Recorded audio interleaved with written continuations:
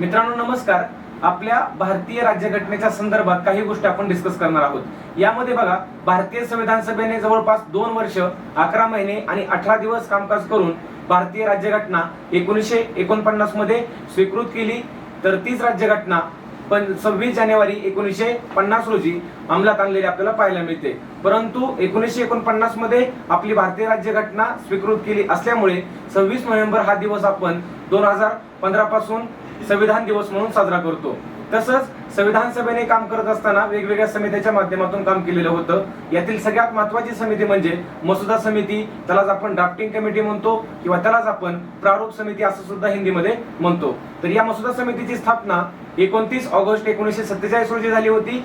या मसुदा समितीने 141 दिवस काम केलं आणि या मसुदा समितीचे अध्यक्ष डॉक्टर बाबासाहेब आंबेडकर राहिलेले होते. या समितीमध्ये जर सदस्य पाहिले तर त्याची एक ट्रिक लक्षात ठेवा. स्मारक हा शब्द ध्यानात ठेवायचा आहे तुम्हाला. SMAARK.